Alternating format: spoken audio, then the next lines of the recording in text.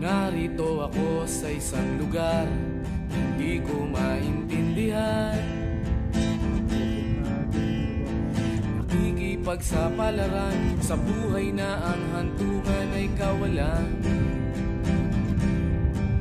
Denumero ang galaw ng tao, bawat gawin ay may presyo. O narito ako sa isang lugar, hindi ko maintindihan.